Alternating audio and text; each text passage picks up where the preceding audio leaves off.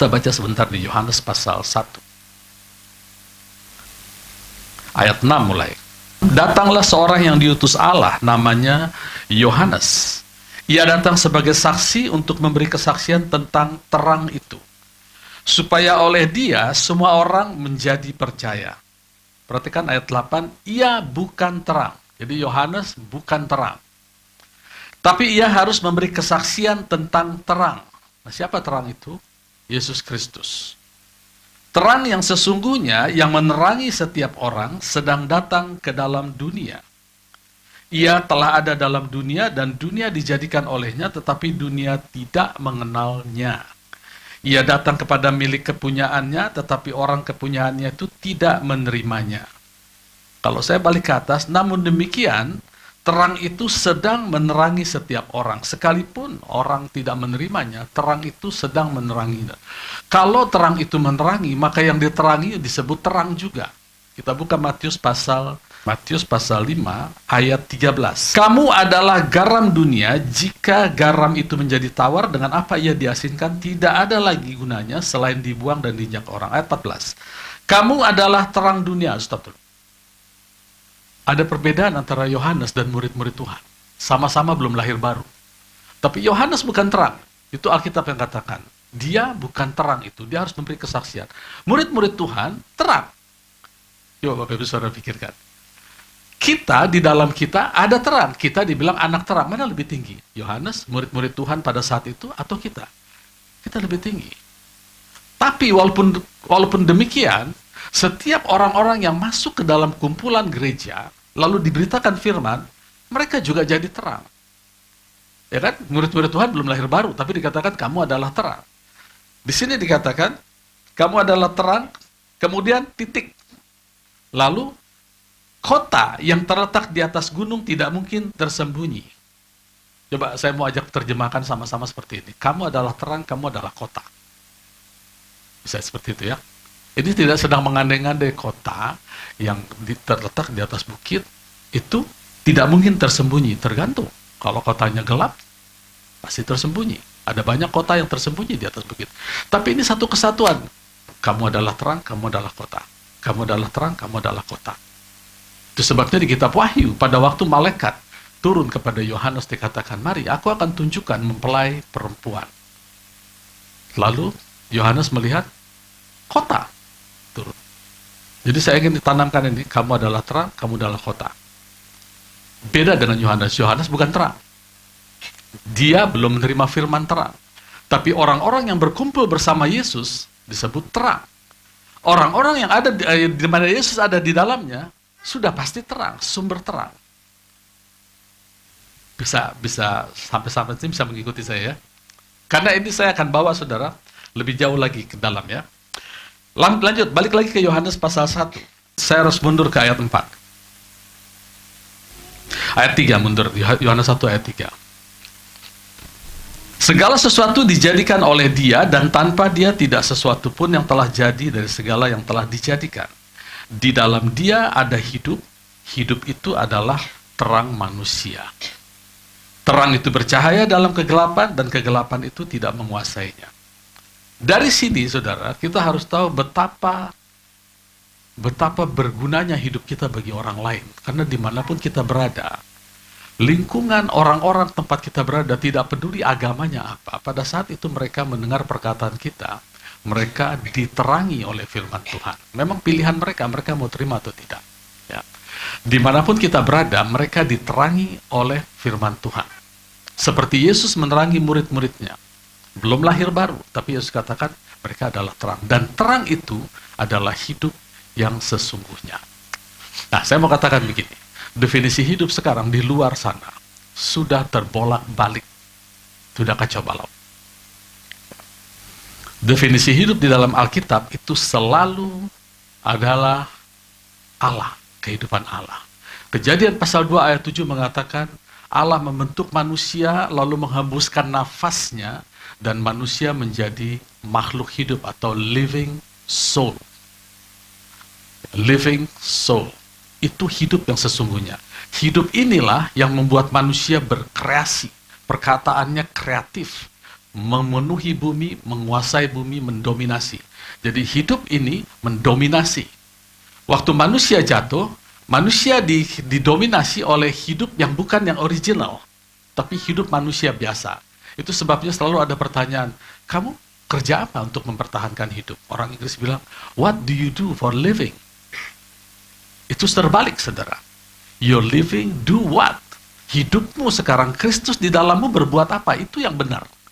Jadi terbalik. Saudara, saya ingin balikan lagi ini, pagi hari ini, supaya kita jangan bolak-balik. Karena hidup ini pada akhirnya berasal dari ketinggian, dan pada waktu Yesus datang, ini dikembalikan ketinggian. Nah, tempat ketinggian ini disebut altar.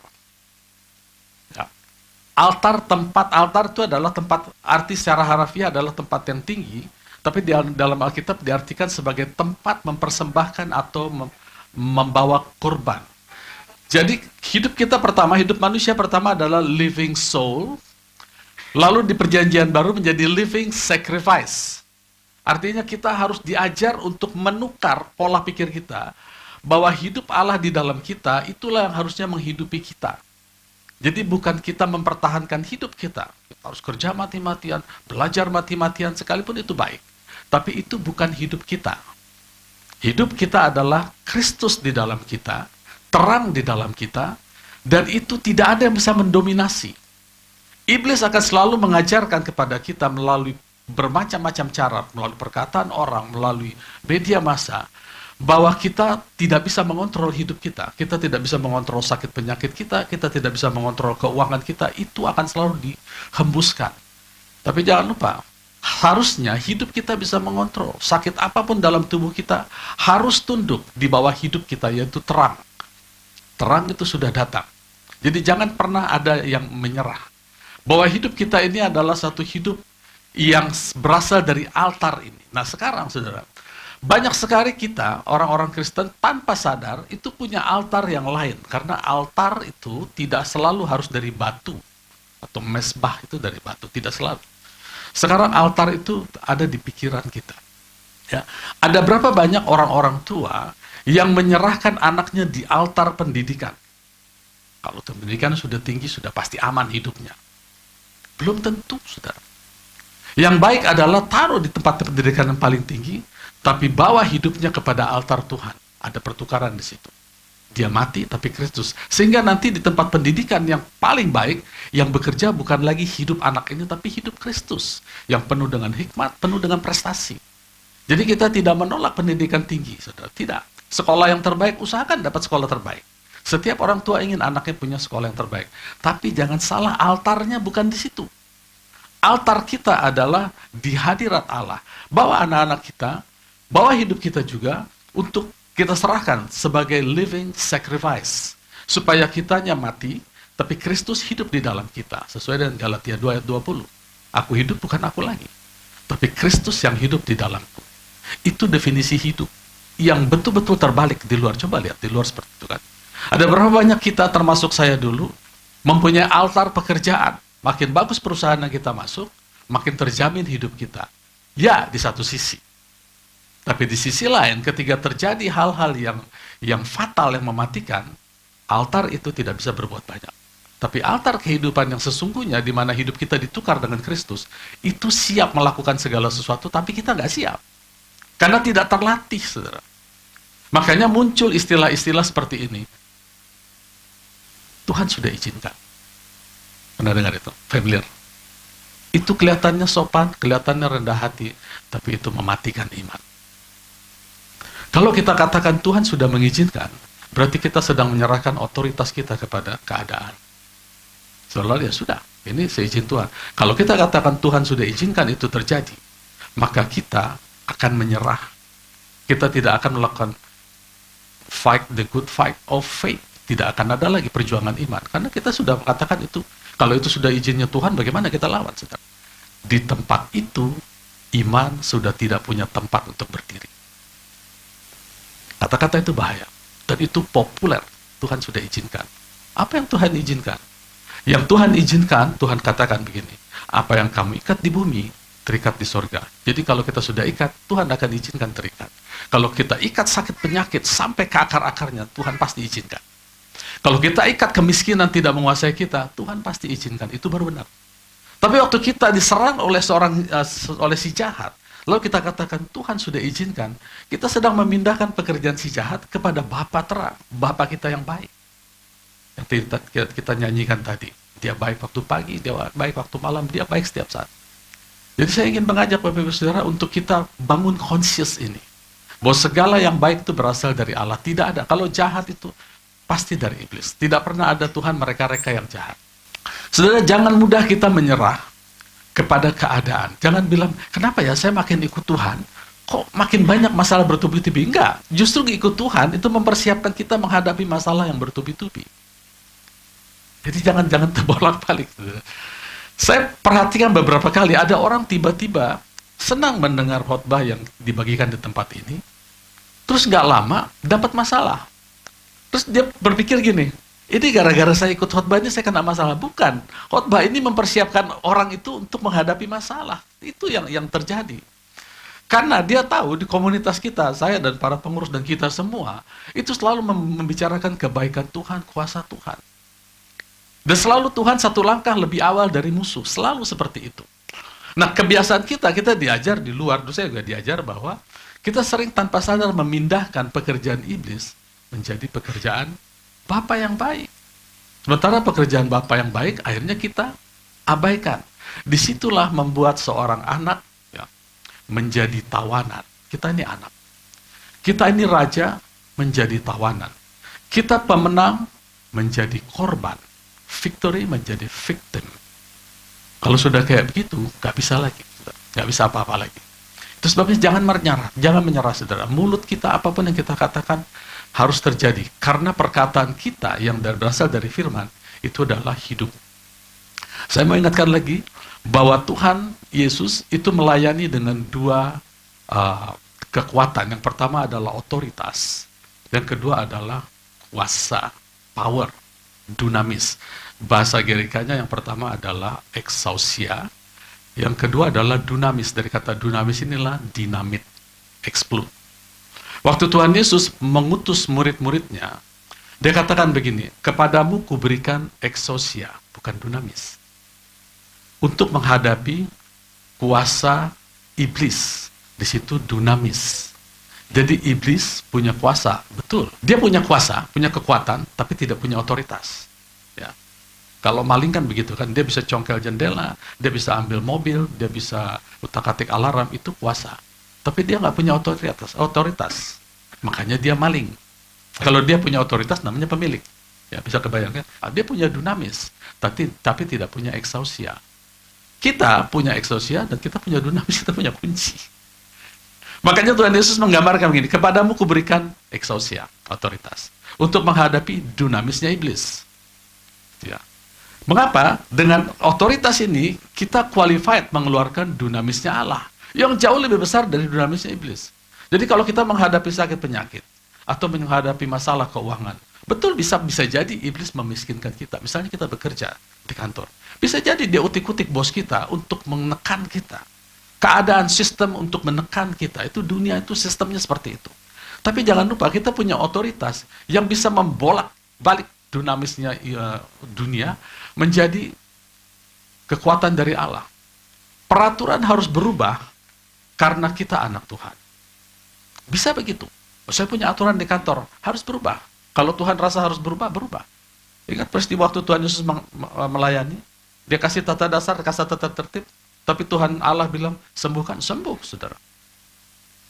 Aturan harus berubah. Karena ada dunamis di dalam kita. Kita bisa mengucapkan dengan exousia.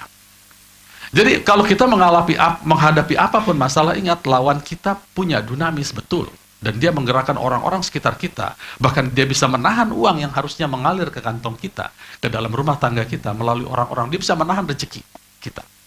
Tapi ingat, dia bilang, iblis tarik tanganmu dari segala yang harus aku dapatkan dengan kasih karunia. Maka iblis akan mundur. Ya.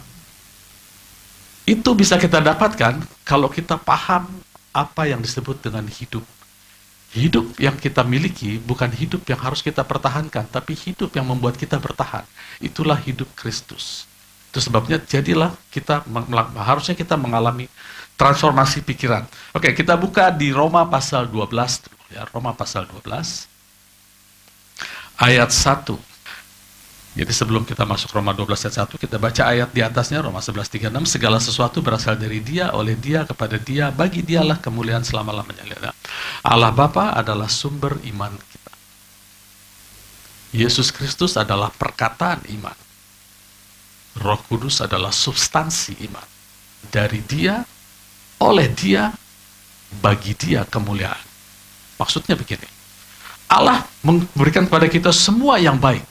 Kesehatan, kesembuhan, umur panjang. Tapi memang di dalam hidup ini karena satu dan lain hal bisa jadi kita mengalami hal-hal yang tidak baik.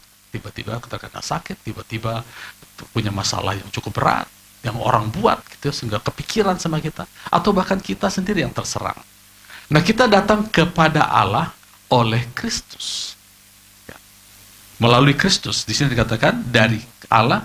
Oleh Kristus kita datang, apa yang kita ucapkan? Perkataan Kristus, janji dari Tuhan yang Tuhan Yesus janjikan. Kita bilang kepada Bapa.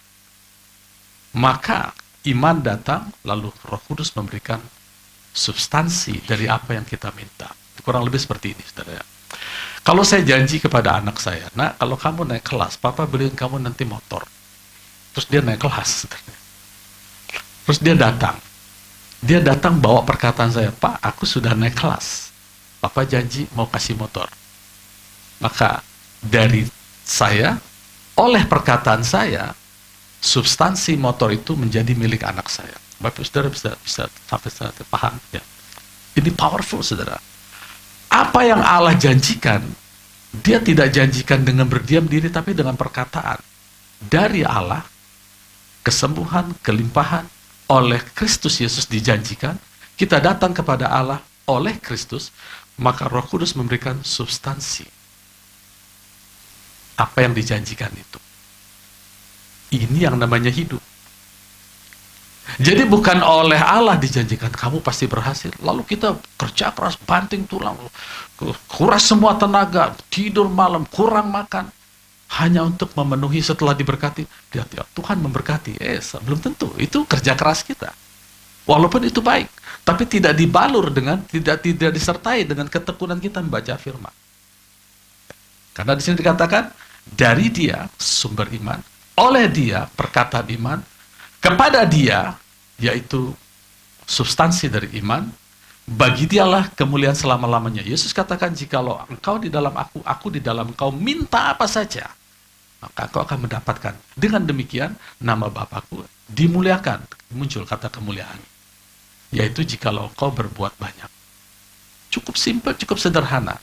Tapi sulit dilakukan, mengapa? Karena ada hidup yang lain di dalam diri kita yang selalu ingin menyerobot. Biar aku yang lakukan. Tidak aku, biar aku yang lakukan. Nah, Paulus katakan, kalau aku ingin melakukan sesuatu yang baik, ada hukum lain yang berusaha menghalangi. Lalu Paulus bilang, aku manusia celaka. Tapi syukur, oleh Kristus aku mendapat kelepasan. Jadi kita sama-sama teriak, syukur, puji Tuhan, ada Kristus di dalamku. Aku akan merubah pola hidup. Bukan hidupku yang mengatur, tapi hidupku yang menghidupi hidup. Jadi ada dua hidup. Tergantung kita mau hidup dipimpin oleh siapa. Ya. Lanjut, baru masuk ayat 12. Karena itu, saudara-saudara, demi kemurahan Allah, aku menasihatkan kamu supaya kamu mempersembahkan tubuhmu sebagai persembahan yang hidup atau living sacrifice. Ingat saudara, jangan pernah tukar altar kita. Altar kita atau kehidupan kita bukan di pendidikan, bukan di karir, dan bukan di kedudukan sosial. Sekalipun itu adalah baik, altar kita yang sesungguhnya adalah di tahta Allah. Di situ ada pertukaran.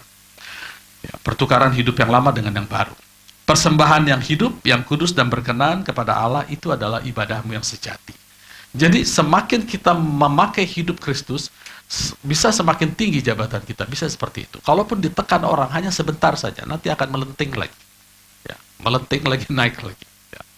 Jangan kamu menjadi serupa dengan dunia ini, tapi berubahlah oleh pembaharuan budimu, sehingga kamu dapat membedakan mana kehendak Allah, apa yang baik, apa yang berkenan kepada Allah, dan yang sempurna. Ya, kadang-kadang apa yang menjadi kehendak Allah mirip dengan kehendak orang-orang sekitar kita.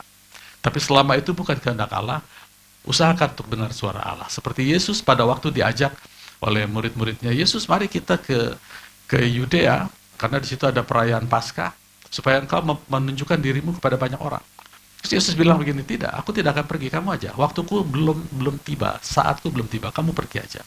Begitu murid-muridnya pergi, Alkitab yang bilang, maka dia pun pergi tapi diam-diam. Bukankah itu pembohong? Kalau kita lihat tanpa paham apa sebenarnya karakter Tuhan Yesus. Tapi kalau kita tahu bahwa dia sudah mengatakan, aku tidak akan melakukan apa-apa kalau Bapa tidak bicara. Dan aku tidak bisa membangkitkan orang mati kalau Bapa tidak membangkitkan. Artinya dia tunggu guidance, bukan berarti dia tidak tahu, dia bisa tahu tapi tunggu komunikasi itu. Gitu ya. Kalau dibilang tidak tahu, enggak juga, dia yang tulis Alkitab kok. Bahkan dia katakan sebelum Abraham ada, aku ada. Artinya dia kosong memang, mengosongkan diri, tapi menurut saya dia tidak benar-benar kosong, dia tahu. Isi Alkitab dia tahu. Waktu dia tidur di buritan kapal kena angin ribut, dia tahu ada firman Tuhan yang mengatakan, engkau yang meredakan ombaknya, dan ganasnya ombak engkau yang redakan itu ada di Mazmur. Maka dia bangun, dia katakan, shalom, gitu ya. Langsung angin badai turun. Dia tahu. Dan pada saat yang genting kritis itu, Allah bilang, ayo bicara. Bicara. Itulah hidup yang diberikan, yang diwariskan Yesus kepada kita. Yaitu terang. Jadi jangan mau ditukar. Ya. Lanjut lagi, sebelum itu. Lanjut lagi, berdasarkan kasih karunia. Ayat 3, berdasarkan kasih karunia yang dianugerahkan kepadaku, aku berkata kepada setiap orang di antara kamu, jangan kamu mikirkan hal-hal yang lebih tinggi dari yang patut kamu pikirkan. Apa sih yang patut kita pikirkan? Pikiran Kristus. Jangan ada yang meninggikan diri di atas pikiran itu. Itu sebabnya mengapa perumpamaan tentang kerajaan Allah, saudara, perumpamaan tentang kerajaan Allah, itu adalah tentang orang menabur benih, dan ada 3 jenis, ada 3 peristiwa di situ. Pertama, benih itu dicuri karena jatuh di pinggir jalan. Kedua, benih itu tidak bisa tumbuh atau mati karena bentur sama batu. Yang ketiga, dia hidup tapi dia didestroy, dianiaya karena ada benih lain yang tidak berasal dari firman Tuhan. Keempat, benih itu subur karena tidak ada yang mengganggu. Nah, dari yang ketiga ini Yesus elaborasi lagi, diterangkan lagi. Pencuri datang untuk mencuri benih pinggir jalan, membunuh benih yang kena batu, dan membinasakan, atau bahasa Inggrisnya bilang bukan membinasakan, apa bahasa Inggrisnya? Destroy atau apa ya? To destroy. Ya, kurang lebih seperti itu. Hidup enggak, mati enggak, gitu. Tapi aku datang untuk memberi hidup. Dan aku mau kita memilikinya berkelimpahan. Di Yohanes pasal 10 ayat 10, tidak ada iblis, tidak ada setan di situ. Siapa pencuri itu? Pencuri itu adalah setiap mereka yang berusaha mencuri firman. Dengan kata lain, memisahkan kita dari Allah. Tahukah Bapak Ibu Saudara bahwa kita sudah disatukan? Mulai saat ini. Dan yang bersatu dengan kita itu bukan oknum yang biasa-biasa, tapi pemerintahan. Yang gubernurnya disebut Roh Kudus, Roh Allah sendiri. Dan natural dia adalah memerintah. Itu sebabnya dikatakan cari dahulu pemerintahan itu, maka semua itu akan ditambahkan. Ya, saya tahu kata kerajaan dipakai basilia. Itu sama pemerintahan. Lalu di bagian lain dikatakan mereka yang penuh dengan kasih karunia, mereka akan memerintah. Kata yang sama dipakai basilia. Jadi supaya kita memiliki pemerintahan itu, kita harus penuh kasih karunia. Berlimpah kasih karunia. Ada banyak orang bilang sekarang hati-hati dengan kasih karunia. Itu dia jelas nggak memerintah hidupnya. Udah pasti kalau sakit dia nyerah itu. Itu kehendak Tuhan. Tuhan izinkan. Nah, bagaimana kita berlimpah dengan kasih karunia? 2 Petrus 1. Kamu akan berlimpah dengan kasih karunia kalau kamu dipenuhi dengan pengenalan akan Kristus. Jadi cara simpel kita untuk memerintah adalah penuh dengan firman Allah. Sehingga perkataan kita berkuasa mengubah apapun yang terjadi dalam hidup kita. Kelainan apapun dalam tubuh kita, itu bisa dan harus bisa dirubah oleh perkataan kita. Harus bisa. Itu memerintah dari sekarang. Dulu waktu kami di Bandung, masih pelayanan, masih SMA gitu, teman-teman tuh suka berseloroh, berangan-angan ini memerintah di Jakarta nanti kalau Tuhan Yesus sudah. Saya bilang, saya pernah hitung-hitung ya, penduduk Jawa Barat ini kan sekitar 60 juta. Kemudian luas tanah di Jawa Barat ini saya pernah hitung-hitung, lihat di media, itu 36.000 kilometer persegi. Jadi kalau setiap anak Tuhan dari yang 60 juta, 30 apa 60 ya, 60 juta, termasuk Jakarta, setengahnya aja minta jabatan sama Tuhan, mau memimpin di Jawa Barat. Itu setiap kepala daerah penguasaannya cuma 1 meter persegi. 1 meter persegi, saya kepalanya, absurd. Memerintah itu lebih dari itu, saudara. Saudara berkuasa atas kehidupan, atas sakit penyakit, atas keuangan. Bahkan bisa memberkati orang, itu berkuasa mulai saat ini. Itu ya, itulah destiny kita di dalam Tuhan. Amin. Puji Tuhan. Tuhan Yesus memberkati. Kasih-Mu Allahku pulihkan, ampuniku dari dosaku, kekudusan-Mu kuduskanku, satukan